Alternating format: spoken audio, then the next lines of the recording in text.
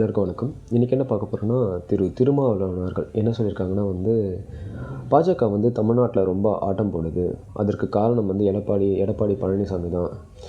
இதனால் இவங்க ஆட்டம் போடுறதுனால பெரியாரிய கொள்கைகளுக்கே ஆபத்தாக போகலாம் அப்படின்ற மாதிரி சொல்லியிருக்காரு. இவருக்கான என்னுடைய சில கேள்விகள். ஃபர்ஸ்ட் ஆஃப் ஆல், இவருடைய அந்த சென்டென்ஸ் பாஜக தமிழ்நாட்டில் ரொம்ப ஆட்டம் போடுது அப்படின்றது அந்த சென்டென்ஸ் மட்டும் எடுத்து பார்த்தோம்னா, இவங்க ஒரு ப்ரீ அசம்ஷனில் இருக்காங்க அப்படின்றது தோணுது. என்னென்னா தமிழ்நாட்டில் வெறும் திமுக, அதாவது இவங்க என்ன பொசிஷனில் இருக்காங்கன்னு இவங்க நினச்சிட்டு இருக்காங்கன்னா, தமிழ்நாட்டில் யார் கட்சி தொடங்கலாம், யார் இங்கே மக்கள்கிட்ட அவங்க கொள்கையை கொண்டு போய் சேர்க்கலான்ற முடிவெடுக்கிற பொசிஷனில் இவங்க இருக்கிற மாதிரி, அந்த மென்டாலிட்டியில் இவங்க இருக்கிற மாதிரி இவங்க நினச்சிட்ருக்காங்கன்னு நினைக்கிறேன். பட் ஆனால் அவங்களுக்கு புரிய வைக்கிறதுக்காக ஒன்று சொல்கிறேன். தமிழ்நாடு இந்திய தேசத்தில் இருக்குது. இந்திய தேசம் ஒரு ஜனநாயக தேசம்.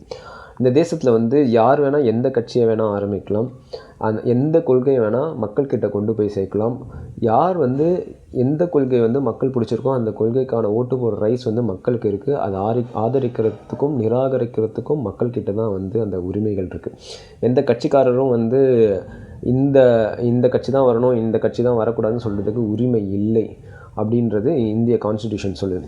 ஸோ நீங்கள் பாஜக உள்ளே வரக்கூடாது, இல்லை பாஜக இங்கே வந்துடும், இல்லை ஆட்டம் போடுது அப்படின்னு சொல்கிறதுக்கு திருமாவளவன் அவர்களுக்கு எந்த உரிமையும் அல்லது எந்த தகுதியும் இல்லைன்றதை முதல்ல அவர் புரிஞ்சுக்கணும் அப்படின்றது என்னுடைய வேண்டுகோள், என்னுடைய கருத்து. அதனால் இந்த வீடியோ போட்டிருக்கேன். இதை மக்களும் புரிஞ்சுக்கணும் அப்படின்றது என்னுடைய கருத்து. நன்றி, வணக்கம்.